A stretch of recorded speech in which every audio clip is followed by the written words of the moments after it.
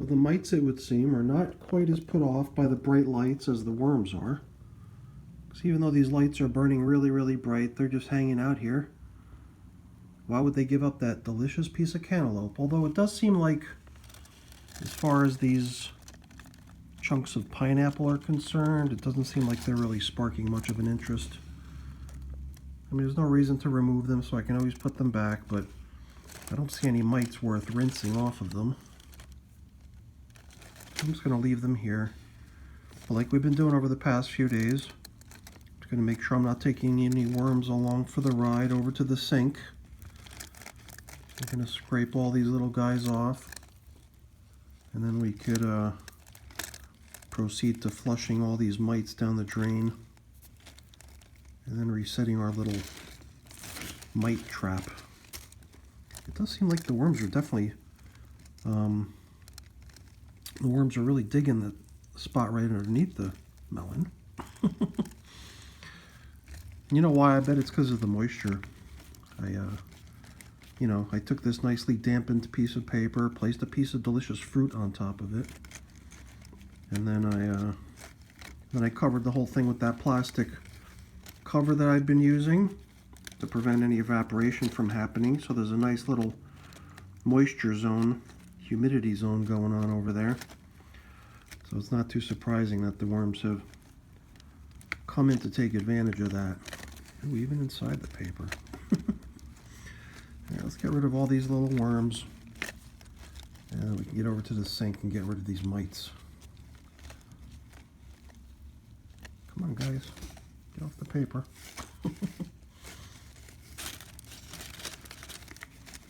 Okay, not so many on the paper. It's really this piece right here. And I believe in the other bin we've got even more.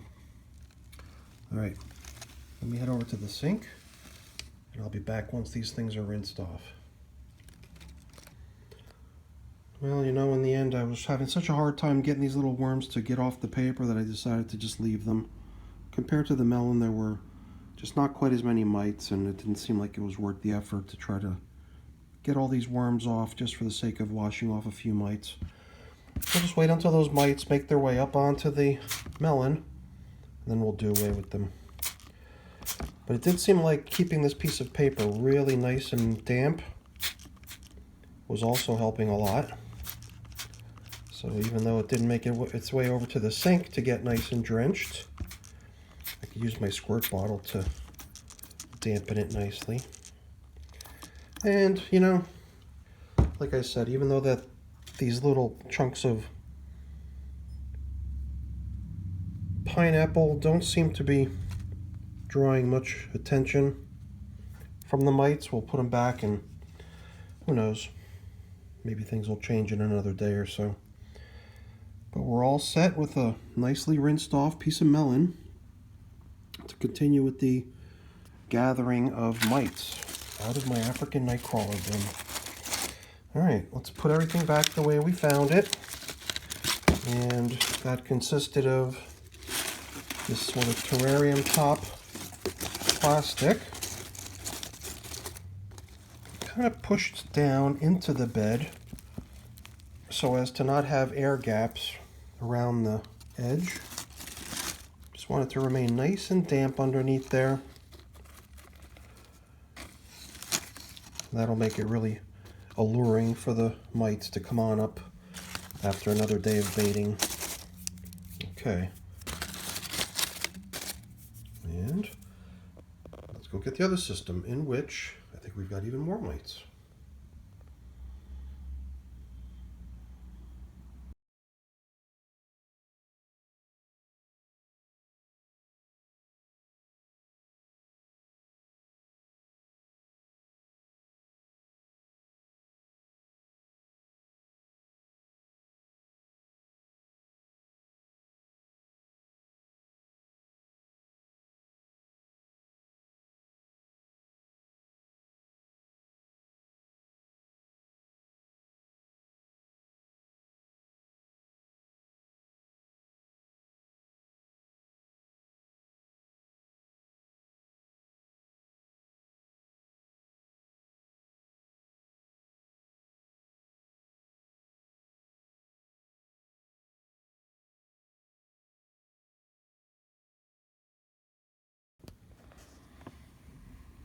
think the same story here.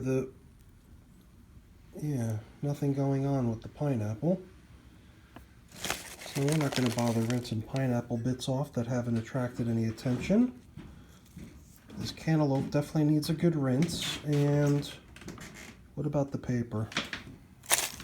This paper doesn't have a whole bunch of worms hanging out on it like the other one did, so I think evicting them should be pretty easy, and we can give this one a rinse because this one definitely seems to have a lot more mites on it than the paper in the other bin had. Come on, guys. They're so tiny. I could barely get a handle on them. Yeah. I wonder why things are different in the two bins. But yeah, this piece of paper could definitely benefit from a little rinsing too, because it's got a whole bunch of mites on it. So over to the sink with these, and I'll return once I've rinsed them off. Alright, it looks like the paper's been pretty much rinsed off completely, as has the cantaloupe. So let's reposition it where we found it, back in the middle. And like I said, even though it's probably not doing much, we'll put the pineapple bits right back where we found them. And then like we did before, we're just going to give this whole thing a good squash down. So I want the plastic covering not to rest on top of those bits of fruit, but I'd rather have its outer rim resting nicely on the surface of the bedding of the bin to keep any sort of moisture that might be trying to evaporate down beneath the plastic. Okay, I don't know why, but it does seem like this plastic is, I don't know, doesn't want to rest level on the surface. I'll see if I could just backfill the edges so we don't have too much airflow coming in from the sides. So I want to stay nice and damp under there. Alrighty, there we go. That's what now, day 4, I believe? Trying to bait these mites out using the cantaloupe, and it seems to be working, so I'm just curious to see how long it takes before, you know, we reset the bait and then another day goes by and there's no mites on it. That'd be kind of nice, but I got a feeling we come back in here tomorrow, we're going to see the same thing. So I'll keep going with this for at least for a few more days.